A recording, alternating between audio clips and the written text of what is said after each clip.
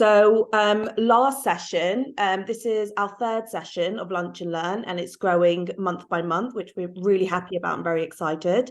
It's just a chance for all of us to get together, talk about things that are going on in the volunteer sector.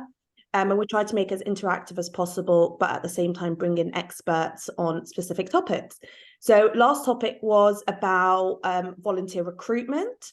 And in that, someone spoke about TikTok. So we thought, let's get a social media and TikTok expert to talk about how we can promote our volunteering, because I think, especially as volunteer managers, everyone works very differently, but some people are, the marketing, the recruiter, the admin person. We wear a lot of hats as volunteer managers.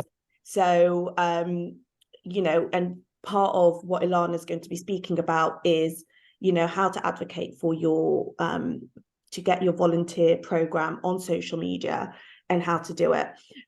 So I met with Ilana before, and I don't even know if now is enough time for this, because there were so many questions, so many people interested. So I think we're going to start with Ilana from Born Social.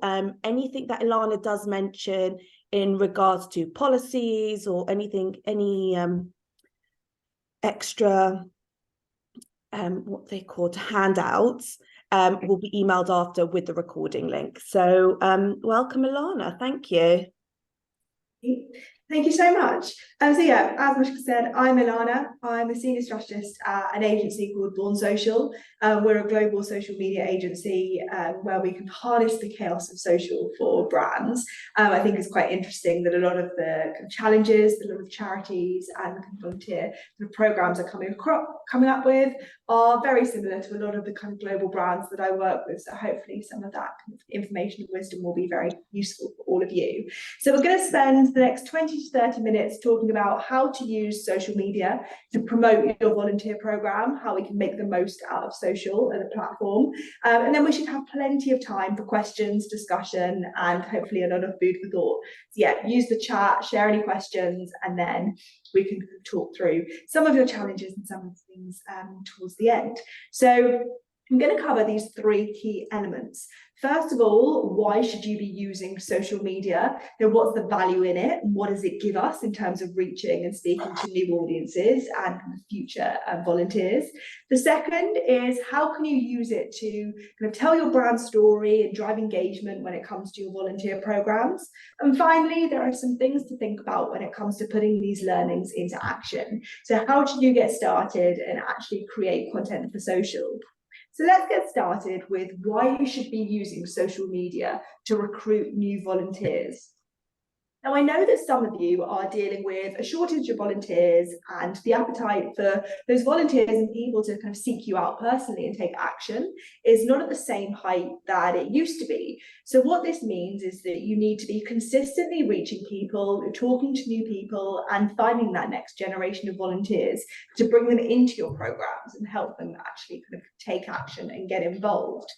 Now, I'm aware that volunteers span all sorts of ages, but we can take some inspiration from Gen Z in how we should act and think differently when it comes to recruitment. So Gen Z as a demographic are very tapped into what matters. They know that climate change is a problem. They're really strong advocates for diversity and inclusion. And a lot of this is reflected in their habits and their actions, which is why they're so engaged with charitable giving. And millennials and Gen Z really value openness and transparency a lot more than older generations. According to a recent survey, 84% of millennials said that they would be a lot more loyal to a brand if they knew that it was transparent. And the same sentiment applies to charities. Gen Z really care about causes, and they actually do want to volunteer. Purpose is important to them. And this digitally native generation has grown up in a world that has always known the internet and technology. Now, as a result, there are some global data from this year that found that under 25 spend an average of 177 minutes per day on social platforms. I'm not sure what they're doing for 177 minutes per day. That's such a long amount of time, but it's substantially more than any other media channel, including TV, online press, radio, or gaming. It's where they spend so much of their time. It's how they communicate with one another. But as we can see here, Gen Z aren't the only generation on social. We're increasingly seeing so much more usage and that growth in the uptake of social media across all sorts of age groups, across all sorts of demographics. Now, social media is this kind of catch-all phrase, and we'll go into some of the differences between kind of platforms and content and formats later on. But to understand where people are spending their time and what they're doing with some numbers, and I promise we won't have too many numbers throughout this session, but 62% of Gen Z are checking Instagram daily. It was the first port of call when they wake up, where they go to get inspiration, news, and communicate. And Gen Z make up 60% of TikTok's user base. Now, it was in its infancy a few years ago, and it was much more kind of Gen Z heavy, but as the platform is growing, so it's not just for kids anymore. It's a much more kind of diverse and rich space where people are going to be entertained and engage with content. And in kind of comparison to that, the use of Facebook is declining year by year amongst Gen Z. Whilst it was that kind of entry point for a lot of people into social media, and the way that it works with its newsfeed purpose is really losing relevance with a younger demographic. It's not what they're looking for when it comes to social media anymore. So what are Gen Z and millennials looking for and coming to social media to do? So it's first and foremost a place to be entertained. So 3 in 10 Gen Z use social media to find inspiration for things. And one of their top reasons for using social is to fill their spare time and find content, whether that's with articles, advice, or memes. And they're looking to stay in touch with friends or family, to see what they're doing and be able to connect with them. 60% think that digital first impressions are more important than in-person ones. So what this means is that Gen Z and millennials are judging your digital presence and making assumptions from your public profiles and the content that you share. And 40% of Gen Z are actually now using TikTok for search instead of Google. It's where they're coming to find information, to get advice and discover new things. So they head to social for product research, whether it be through blogs, online pinboards or video sites. And it's a really big shift in behavior compared with those older generations. Now, what this shows us with this kind of behavior is that Gen Z trust places like TikTok when it comes to information and discovery. It's where that content is more human and more personable. It feels like they're learning from other people rather than unknown sources. So social media stands out as the best place to reach new audiences. It will help them discover who we are and what we stand for. So we should really think about our social accounts as the new website for this generation. And how are people going to uncover the information they need to be inspired to get involved, which really means that we have to be investing in it properly. But how do we do it? How do we get started on social media? When you think about how you need to show up on social, there are 2 key messages that we should be communicating as charities, especially when we have that intention to drive to volunteering. And what we'll do is we'll go through both of these, and I've got some examples from a few different charities with the kind of content that they're creating and they're sharing on social, really kind of cutting through. So the first step is using social media to showcase who you are as a charity. What do you stand for? What value do you bring? And why should people care about you? When it comes to brand building, you have to build a following of supporters before you can start asking for donations or volunteers. And this is how we use social content to do that. It's essentially an education piece to teach those that don't know who you are, or get those that do, get them to understand who you are even more.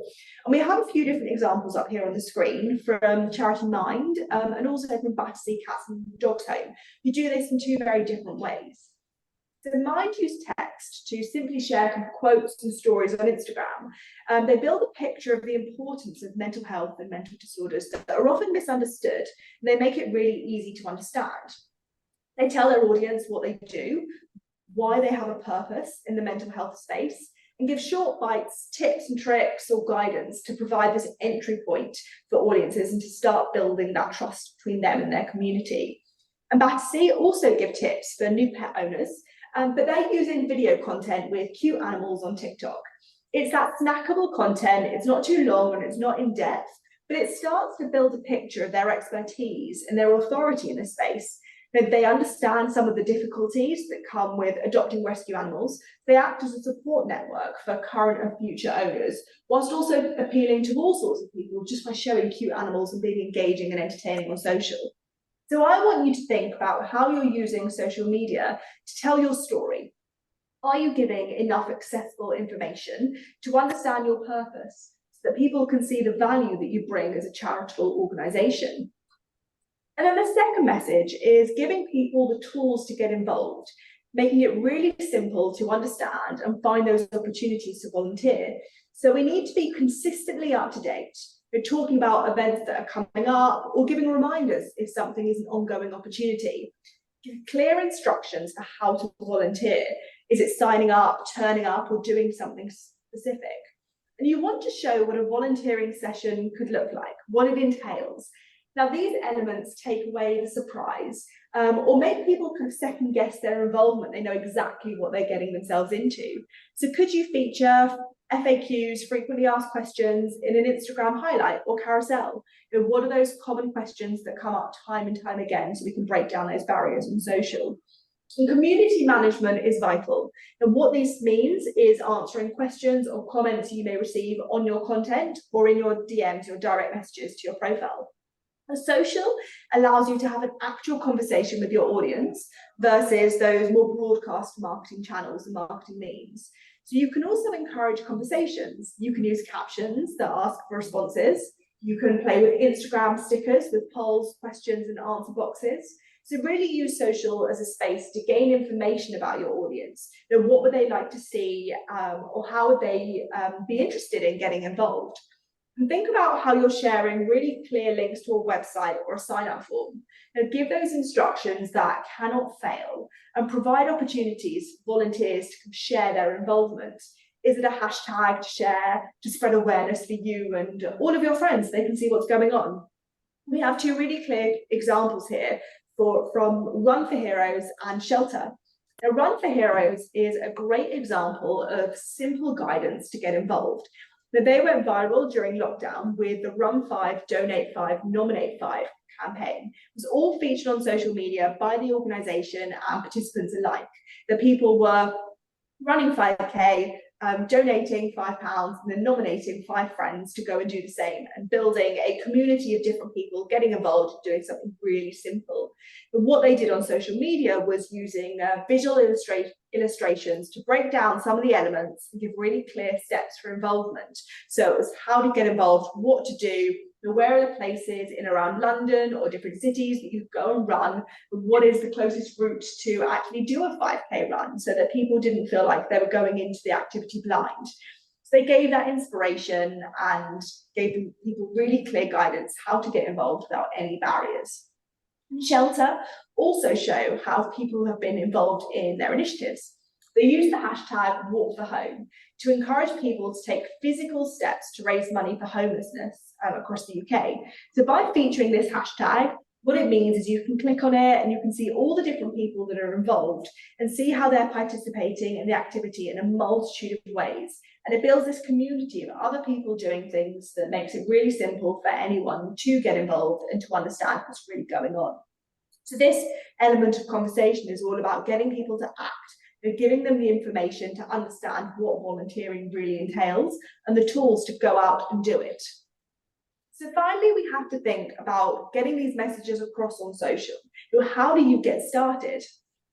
And I want to start by saying that social doesn't have to be overwhelming. There may be loads of channels and formats that have different styles and tones of voice and ways of creating content, but don't feel like you have to tackle everything to make the most of social. Really think about how you can focus your efforts on what you can do well. And the current trend on social media, especially with that younger generation, is all about lo-fi. And what that means is it's less polished and perfect. It's shot on a phone, it's cut together really quickly, it's using text and real people, and this generation value this personal style that feels rough and ready. So it's not staged, it's real. And with that attitude, show behind the scenes. Don't be a faceless entity. Bring the faces behind your charity and your volunteer programs to the forefront to build that human connection. And social media is a really great place to do this. You can use your current volunteers as influencers. They'll love to be featured, and encourage them to talk about it too, so they can spread the word even further.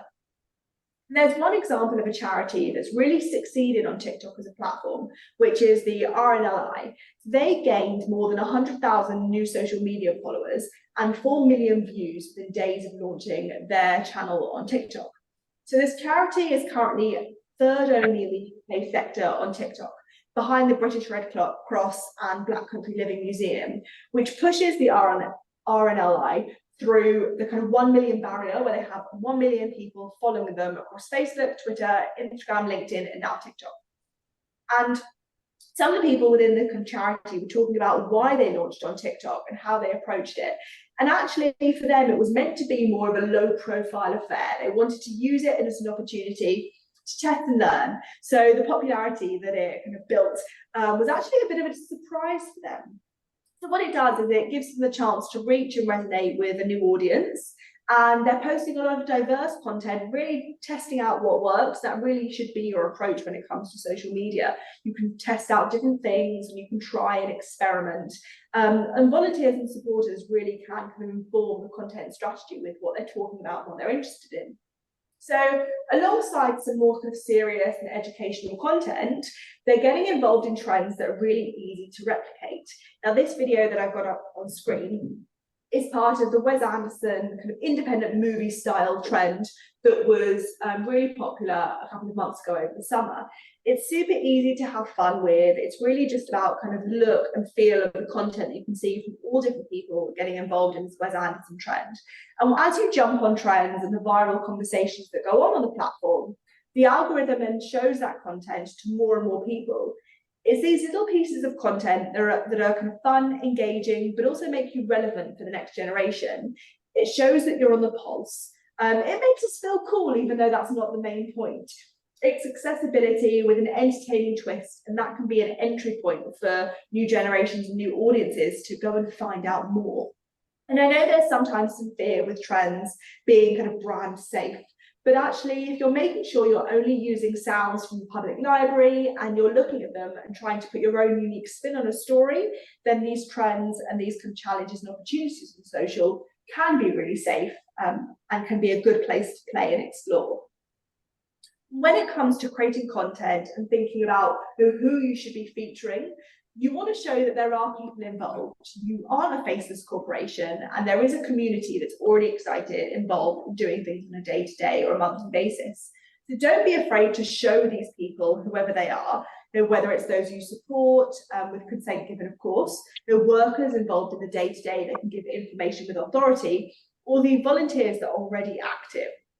Now, with this kind of content, we want to build social proof, which means that people are seeing things everywhere and they're understanding that actually this activity is going on in the real world. And what that does is that creates a bit of FOMO, it's that fear of missing out. And this will start to pique the interest of the next generation. So talk about the benefits of volunteering, show what people get out of it and how it will make them feel, and really lead by example. And again, we have a few different examples of what that can look like. So Park Run simply share photos of people who have been running each week with a quote about why they love it or why they're taking part. Now, what this does is it makes the activities accessible and it gives people the inspiration to try it for themselves. And Copperfield have done a series of day in the life videos where some of their volunteers take us on the road with them. So they break down what it looks like to volunteer with a personal perspective. Now, each story is unique and it gives us a peek behind the scenes with some of the work that the charity does. And the British Red Cross showcases more volunteers on their TikTok channel of getting involved in some of the dance trends, just having fun in their content. So that taps into the entertainment piece that brings Gen Z to social. It adds lightness to heavier topics, And with these three sisters who are working together in the emergency relief team, it gives us the insight that it's not just one person on their own doing the hard work. It can actually be a community and social activity. Now, a lot of this content and this approach leads towards more organic social media that you don't have to pay for. Now, whilst that is a surefire way of engaging people that do follow you, who do know about you or are actively searching for you, I'm sure that you want to be engaging those people that don't yet know that they want to be involved. So investing in paid advertising on social allows you to reach more people. It allows you to target a demographic that could get involved, whether that's by age, location, or interest. I haven't got time to go into all of the technical elements, but absolutely consider how you ensure that your content is reaching people. And when it comes to modern advertising, the value you get when you spend on social media delivers a return on investment of 1.7 times that of TV. So you can spend a small amount to boost the reach of your organic content, or build bespoke adverts that have a specific call to action, whether that's visiting a website or promoting a specific event that's coming up. By investing budget into the promotion of your social content, you can anticipate better results and performance with the content that you're creating. Don't get hung up on likes and comments, but think about the views, the engagements, interactions. If you're giving something people to do off the back of your content, are they engaging and are they following through? So we'll wrap it up with a few key takeaways, and then we have plenty of time for discussion.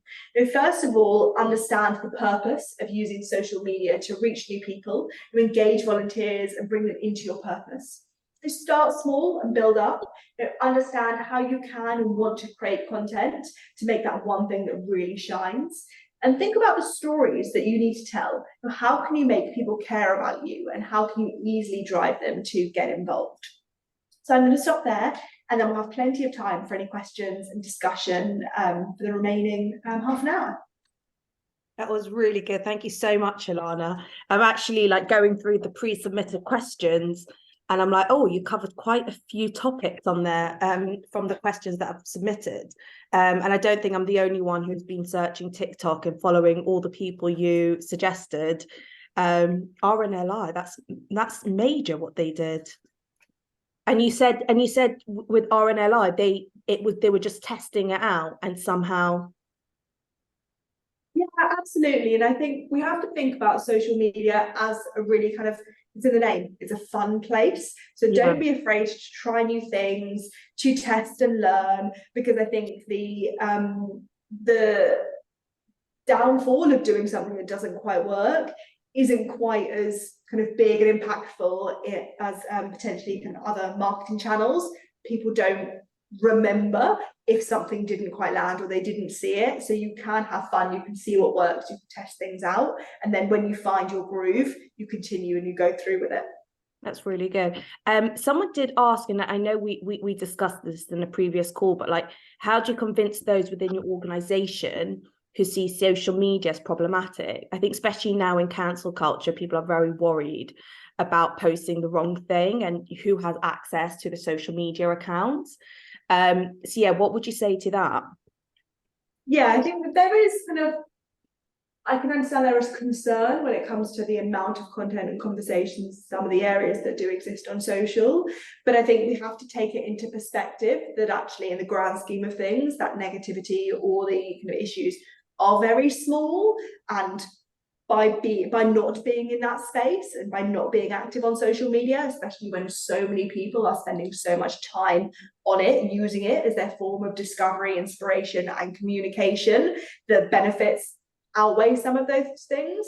I think you have to be considerate with what you're saying and how you're approaching it, but in the same way you'd probably approach your own personal kind of conversation, the way that you speak, the way that you interact with other people, apply that to your charities and your organizations, that it's kind of think about what you're saying and what you're doing, but the majority of conversation and content that comes from especially you as charities and volunteer organizations will be quite safe. That's good. And I think you mentioned previously that you have maybe a policy in place that you might be able to share with us. Is that correct? So there are more kind of policies about how to kind of deal with negative kind of backlash Okay. I think with something like that, if you're seeing actually you're being kind of targeted with criticism, or people that are not necessarily kind of just making a bit of noise but are abusive or dangerous or challenging, there are so many policies in place in terms of blocking people, reporting misinformation, and taking advantage of the space and the voice that they have on social. Platforms are set out to protect people that do want to kind of say the right kind of things, engage in the right way. So there are very easy tools to report, block, and turn off comments when you're seeing stuff that you don't really want. Anna from Breast Cancer Now actually had a good question of, she's a bit short of usable videos for TikTok. How well are animated photo collages received? Because I think with TikTok, you can either have, short little snippets of videos, or people do put photo collages, but you just like scroll through. Is there a special algorithm that works better? I wouldn't say that one performs better than the other. It's really kind of, if you are leading with stills content on TikTok, it's about the story that you're telling with that. Are you using multiple images to craft a story that people engage with, that people will want to kind of swipe through and read and see all the different pieces of content that you have to tell that story and really understand who you are and what message you want to get across. In video content, with it being a video first platform, will always be kind of majority of the TikTok space, but that doesn't mean if you only have access to stills that it won't work at all for you. That's really good. And also, like, I think that if you are running short on TikTok content, is most of your volunteers have a phone and they have a video on it. So ask them for content, ask them, if they're doing, let's say, a Meals on Wheels drive or a fundraising event, ask them to share the content afterwards, because that's a great way to engage your volunteers and then use it for TikTok. We have quite a few questions coming through. Is it better to talk about volunteering on the charity's main social media page, or to have a separate volunteering account? And I'm just going to add to that, because someone asked me a question in an email earlier about talking about, how to convince, when you are in a larger charity, how do you convince the marketing team that volunteer spotlight shouldn't just be at Volunteers Week or on a special day? Like, because I'm sure they have like a content calendar full of, things to promote in the charity. How do they assign, how much volunteer presence should be on their social media? So what's your thoughts on a charity's main social media page or having a separate volunteering account? Yeah, so I think it absolutely depends on what kind of content the charity as a whole is sharing on social media, and how much there is to kind of talk about how big a part of the charity volunteering is. If it's a really kind of strong, solid part of the charity and the messages that you want to send across, it should be naturally ingrained within the kind of general conversation. By separating it out, sometimes it's a good space to engage the people that are really passionate, to keep them up to date, sometimes tell the kind of nitty-gritty stories and give them the information on an ongoing basis. But just anticipate the following, the engagement will be a lot smaller, probably very highly engaged, but the reach of a volunteer-only space is only going to get so far. So think about, how you can integrate it into the general kind of conversation, the general content, and actually tie it really closely together, because people who are volunteering are likely going to be interested in what you do, what you stand for, and why they should be volunteering for you. So you don't want to separate those messages out too much and make people feel like, what are they doing and what are they doing it for? That's great. Before I go on to the next question, I'd love to know, because I want to make this as interactive as possible. Has anyone actually had success with their social media? I know last session, we spoke about recruitment, and we're talking about, how on Instagram accounts, they got a new volunteer from, putting on their Instagram account about the volunteering, and the mum in Venezuela saw it and then passed it on to her daughter who lived locally to that area in England. So there are some ways where you can use social media quite effectively. I just wonder if anyone has any viral videos or has seen social media work really well for their volunteering program here. If not, don't worry, you can put it in the chat. That'll be really good. Ryan. Yeah, so I'm the volunteer and communications officer at Marie Curie. Hi, We Ryan. had a really good example, probably two I'd probably highlight.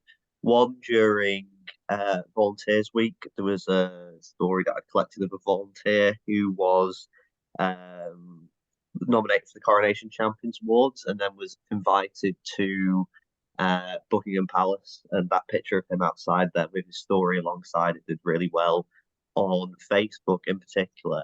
And then also the sort of lots of the stuff that we did around the big help out in terms of the social media content around it, which got about 250,000 sort of impressions, then led to a big increase in visits to our volunteering page and a big increase in volunteer recruitment during May. So there's not, I don't know, the correlation is not always causation, as they say, but I think it showed the impact that sort of social media can have in terms of the volunteer recruitment piece. I love that. Thank you so much, Ryan, for sharing. I'm going to go with Julie's question about Julie wrote something about, our audience is historically quite elderly by nature of what we do. How do we get them to engage? Because I know we have been focusing a lot on TikTok. So I think we discussed it where Facebook is for, I don't want to insult anyone, what age plus? So it's much broader in its kind of age demographics. I think it depends how, when you say elderly and older as an audience, I think what age group would you be referring to? Yeah. Because obviously if it is an age group that is not active on social, I would say that's not the right place to speak to them because they're not out there. So really think about where you are investing your efforts, who you're trying to reach, and is it the right place to connect with them? But I'd also say if you have an older demographic that are currently volunteering and their interaction, their engagement is going to wane, then you want to start thinking about who is the next generation, who is the next group of people that you want to entice. And that's why you should use social media and focus your efforts to make sure that when those older kind of groups are less involved, you're not left with nobody. Yeah, that's really good, because I think also when I was a volunteer manager, I utilized Facebook a lot. And what I would do is, because there were these university Facebook groups where the mums and parents would get together and talk about their kids going off to university, and then I would promote summer opportunity volunteering opportunities, because then the parents would then go encourage their kids to go volunteer. So I found that quite successful. But I think we are at a stage where we don't really trust Google, we trust word of mouth. So if, let's say I'm looking for a plumber, I go into my local Facebook group and ask people, for a plumber recommendation. So I think Facebook still has its use. And am I correct in thinking we shouldn't just pass it off as oh, that's been and gone? Yeah, absolutely. And like you said, that kind of word of mouth really exists in those Facebook groups. And there are groups for everything and anything, very kind of strong in terms of locations and communities where people want to find recommendations. What are they doing? Who are they supporting? Or how are they spending their time? And that can be a really strong place to have a voice. I would say a lot of them are just people in a general area or with kind of a common interest talking. So you have to think about how you show up in those spaces. You don't want to be too kind of brand heavy and forcing things down people's throats. It's talking about, here are opportunities, these are things that are going on that are relevant to you or in your location, or do you know anyone that has access to certain things that you might need, and talk as if you're one of those people within those communities, and that's really kind of the best way to land. I think also it's a bit different because what I find on TikTok is that, let's say I like something, I can't just then go click on a link. Whereas on Facebook, if you promote something, you click on a link, it takes you straight to, let's say, the volunteer application form. Instagram, you know, they've now done that with stories where you can click on the link and straight away. Where TikTok, it's not that quick. So I'm thinking TikTok is more about promoting and getting it in people's head what you do, and that it's an option, so that when they do go on another social media platform and they see it, it's already been in their head a bit, if that makes sense. Yeah, absolutely. So Mike Nelson has a really good point, because I think Julie asked about as well, like, knows nothing about TikTok, where can I start? Like an idiot's guide. Trust me, we all need one. And Mike has a really good point. Possibly look to your arts college, young people graduating, just starting out, may be affordable to take on your social media. You know, like I said in the beginning, we do wear a lot of hats. We can't be responsible for every single part of the volunteer program. Do delegate to your volunteers. It's a great role for a volunteer to do, put on their CV. So thank you, Mike, for that, on, you know, really looking at your volunteers and see who can help you with a TikTok strategy or TikTok help.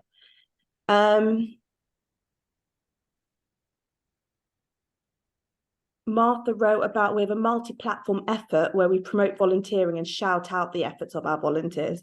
I think that's really good, because we talk about like recruiting volunteers and volunteer program, but nothing like, you know, one of your existing volunteers being like volunteer of the week, and then you get that engagement from their family, sharing it, commenting on it, liking it. So you know, or don't forget about your existing volunteers as well. Kyle wrote about, our main volunteer base of females aged 45 to 65, and this is the main user base of Facebook. Facebook has been our most successful social media. However, it is harder to reach and make impressions of young people on Facebook. What would you say to Kyle? Yeah, I think that's absolutely right. And that's where platforms such as Instagram, TikTok will start to kind of connect with those younger people. And you can use those two things in tandem, because you can talk to your kind of existing user base on Facebook that you know are engaged and interested in you and want to hear about what you're saying, and then start to play with different platforms and different channels and talk to people who don't quite know who you are and what you do, and start to kind of build that story around and why they should be getting involved. I might be getting a bit ahead of myself, but is there like somewhere where, is there a system in place where you can, let's say, just put some content on and it goes to Facebook, Instagram, TikTok, Twitter?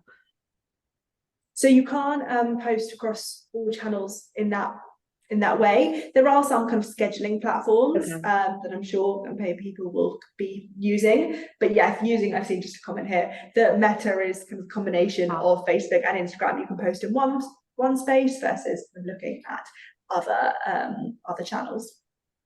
Hootsuite is great and gives charity discount, and Martha said about Meta. Charlotte wants to know if any other organizations navigating the risks of social media.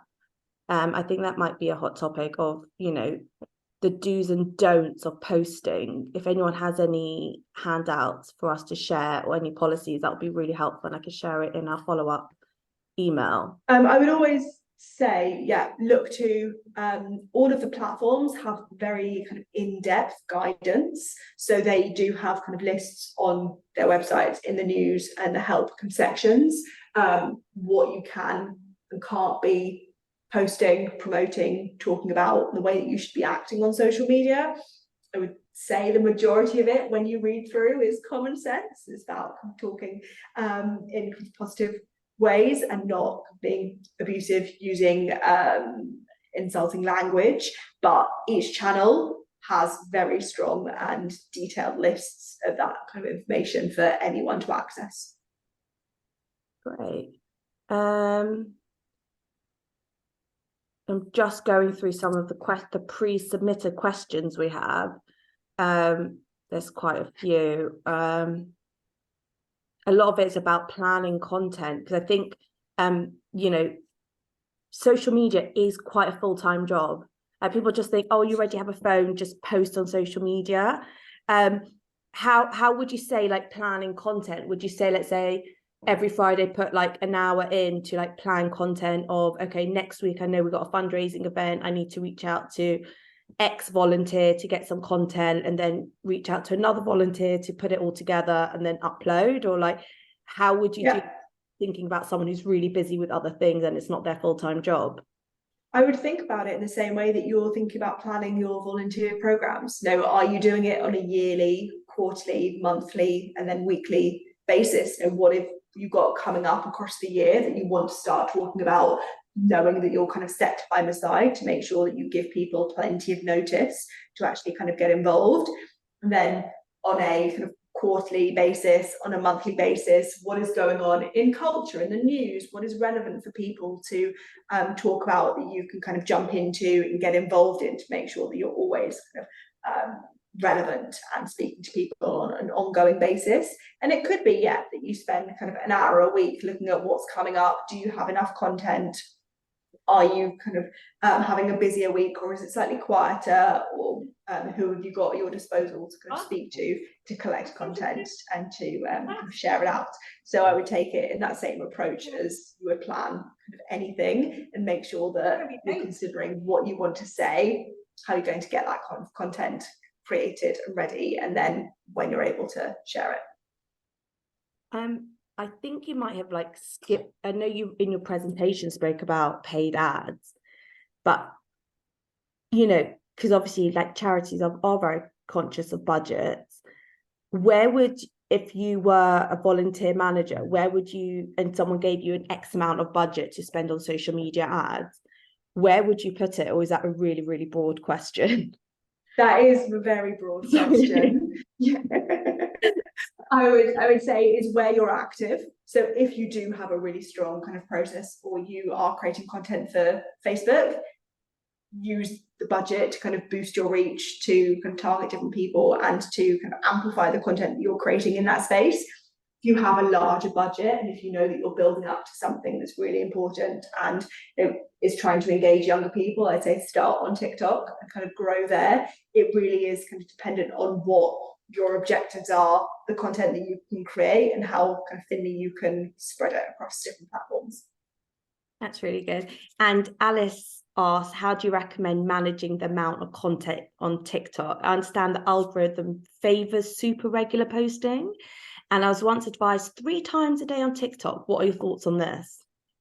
So content on TikTok is really kind of, it's evergreen in terms of it doesn't, like with Instagram or Facebook, get posted and then you have whole hosts of content at the same time that pushes it kind of down the feed. On TikTok, it's more about kind of the quality and the entertainment that comes with the content that the algorithm can then kind of push out to all sorts of people at any time. Frequency is important in terms of consistency, keeping yourself seen and pushing out content to kind of experiment, find out what works, but see how much you can manage and how much you can create. I'd say post less but better if that's all you can do, rather than trying to get out 3 posts a day but you actually don't have anything to do and it's not really reaching anybody and it's not telling the story you want it to. I think also with TikTok is, from my understanding, is that it just, you can't, there's not really like a, and anyone can go viral and just not understand why. It could be like a 5-second clip with, you know, a popular sound, and all of a sudden they get, you know, hundreds of thousands of views, and they're like, okay, like I spent 5 minutes on this, where my other TikTok, more curated content, I spend a lot longer and doesn't get the same amount of views. So I think just keep going at it. But personally, I was actually thinking about this last night, because I was on TikTok, as I do, and I love day in the lives videos. I was even like watching a day in the life of a funeral director, like what he gets up to. Like you can really go crazy with that, and I think I love the idea of a day in the life of a volunteer. So like, let's say Jen at Rhode Island Blood Centre, you know, day in the life of a volunteer driver picking up the blood, bringing it to the centre. I think that goes really well, but obviously you have to get the volunteer to agree to do it. And obviously, you know, sometimes you forget to put your phone to video something. I've definitely tried to do day in the life of my job, and it's really hard work, I must say. It did mainly, I mainly took videos of me just drinking coffee and answering emails. Should we both admit how many posts? I think a lot of questions are about how many posts per week. So if, let's say, it's a main account of a charity, and that I think all charities are different of like where they want to put their content and what's most important to them. But, you know, if you are a charity and you have, you know, content calendar, how do you persuade or encourage or promote your marketing team to put you on that content calendar, you're volunteering? I would say that it really is a conversation that you need to be having with your marketing team in terms of actually, is volunteering a really strong part of your charity? Is it really important? And if it is, then it needs, you know, the attention that it deserves to actually make it shine and sing. And I'm sure there are so many different kind of efforts and things that are going on behind the scenes that need to be spoken about. But if it's something that you're communicating in other spaces, or you have, you know, a big part of your organisation dedicated to volunteering, then it should be shared on social, because that's how you're going to get people engaged, see what's going on, and actually learn about what you do as a charity, if it's a strong part of it. Yeah, and I think Martha also made a good point of be willing to reuse content. So if you do have, you know, let's say, you know, if you work at a dog shelter and you have really cute videos of puppies, you can reuse that content with, you know, text over it or different sounds, right? Yeah, absolutely. It doesn't have to be something that's made from scratch every single time. Resurface things, old content, people that were volunteering a couple of months ago with the stories that they told, you know, share it again, get updates. Doesn't have to be something completely new and creative every single time. Okay, brilliant. I'm just going to see if there's any questions I missed. Please feel free to copy and paste, so that I'm going through quite a few of the questions, and feel free to ask the question. You can unmute yourself if you want.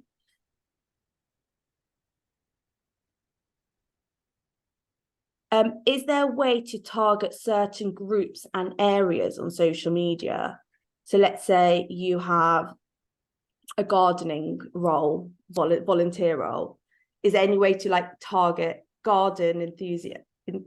Yes, Yeah, absolutely. Each platform has really kind of in-depth targeting opportunities. So whether it is age, location, interests, there are lots of ways to target quite granular. I think if you know that people are interested in a certain thing, you can go and kind of target to them. Or if you know that actually you're doing an event in a certain location, you just want people who are able to get there, you can absolutely kind of play with those different factors to make sure that you're reaching the right people.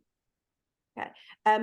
Kyle spoke about trends on TikTok often do not make sense to those who are not actively using it, and that is very true. Higher ups, high level management are often not up to date with trends or what is culturally relevant. This makes creating content that is engaging to young people hard when it is so foreign to older people in management. How can you get this across to those who don't speak the Gen Z language? I would say bring in young people and get them to talk to, you know, your high level management, or, you know, get kind of quotes, comments, the people that are on the ground, and ask them, what are you interested in? How are you communicating? And give them kind of the hard evidence of the people that you want to be reaching, the people that you want to be talking to and bringing in to your organizations and your activations. Show it from the real people. I think there is a lot of kind of data and information that shows that, yes, the younger generations are using social media a lot more. This is how they use it. You can see it in news articles and on and the internet and all sorts of places that social kind of dominates the conversation and dominates the space. Yes, there are some people who are potentially not using it and slightly out of touch, but if you kind of bring that together and you show these are the facts and these are the people that we're talking to, that, you know, is it some people's children or their cousins or their friends, and give them kind of the voice to share, this is what would make them interested. That's hopefully enough evidence to show that you need to invest in it further. That's really good. And I think also, if you don't mind sharing your presentation from today, there's quite good stats in there as well they can share, and also share, you know, here's a list of TikTok, because I think a lot of people think that TikTok's all just about TikTok dancers, because that's what I thought when it first started during COVID. So I think people aren't as aware that that's where people consume so much content, and that's where people are hanging out.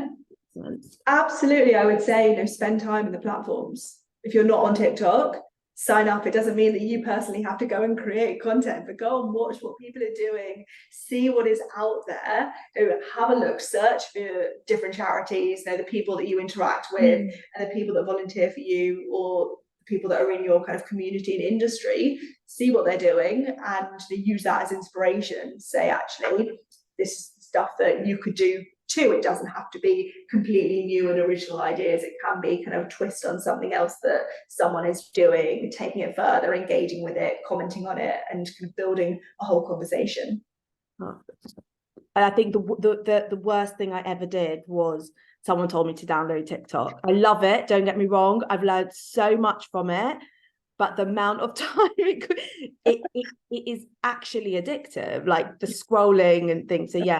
Well, maybe schedule time in your day to start and stop, and then definitely schedule time. Yeah. But yeah, when you land on a certain like algorithm, you're just like I said, like last night I was watching a funeral director's day in the life. Sue has a really good idea, which is charity comms blogs often have a lot of tips on things like content planning, repurposing content, sourcing user generated content, etc. If anyone's looking for another helpful resource, I will add that in the follow-up email. James, a content idea could be addressing concerns that you hear in the recruitment process from applicants. Simple but effective. So you could stand there and say 5 things we hear and think, do I need a DBS for every volunteer role? And then you can put like text and that says no. Do I need to commit every single week? No. And like you can just either use a sound or use text. But that's a really good idea, James. Thank you. So Sarah wrote, do you any recommendations on sounds?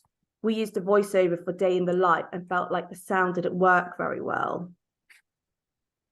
I think that would be quite kind of specific to that piece of content, you know, voiceovers, having sound, having people talk through, you know, what they're doing, is usually the kind of most engaging way to tell that story. It maybe did the voice match up with the person that was featured in the content?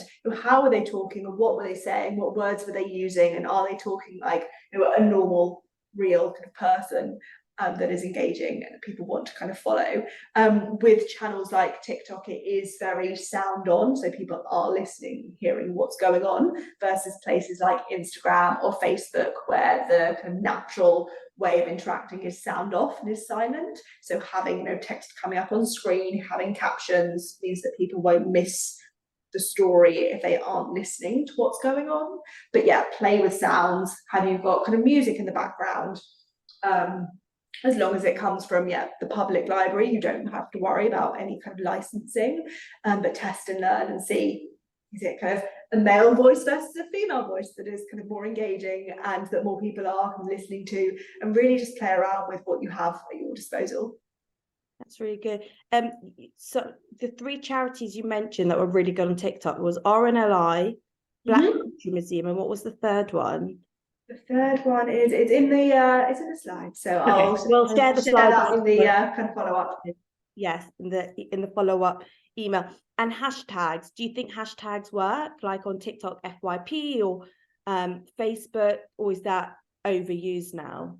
To a point. I think there are certain hashtags that you can get involved in terms of, sometimes there are weekly volunteering specific hashtags. There are some that are kind of culturally relevant to kind of awareness weeks or days, but I would say don't overdo it. When you're including loads of hashtags in your content, it can look like it's spam. So I'd say be selective with 2 or 3 that are really relevant to you, the conversation that you're kind of trying to get involved in, what other people are using, rather than throwing loads of hashtags just for the sake of it. Really good. And just one that's on top of my head, because I'm thinking about the Volunteero TikTok. I heard that Instagram or TikTok don't like when you share, let's say I make a video in TikTok and then I download it and then share it on Instagram. Is that true? Do I have to, does Instagram not won't put it in the algorithm or won't put it? So if you're doing something like that, I would say create a piece of content and then upload it separately to TikTok and Instagram.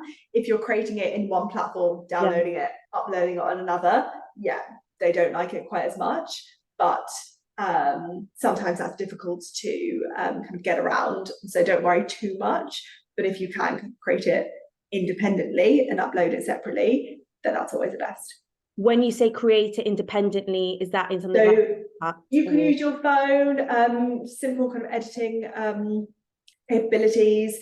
I can kind of come back with a few different examples of very easy to use editing tools, but I think about if you're creating stuff for Instagram or TikTok, especially if it's TikTok first content, the TikTok platform has really easy to use editing tools that I would kind of get stuck in, play with that, and then you can go from there. Oh, brilliant. Okay. Because Charlotte did ask for best software to create content. I heard really good things about CapCut on the app. So CapCut is TikTok's own software editing. Oh, is it? I didn't know that. So if I'm creating CapCut, then Instagram won't like that. It won't not like it, but I'd download it and then upload it to Instagram. Okay. I'm learning, which I suppose this is the point. We do only have 3 minutes left till 2 o'clock. So I do want to kind of 2 minutes left now. I kind of just want to wrap up and say, Ilana, you've been brilliant. I've learned so much, and I think everyone else here has really enjoyed it because it's been really interactive with the questions. We are going to take a pause of Lunch and Learns in December because quite a few people are away.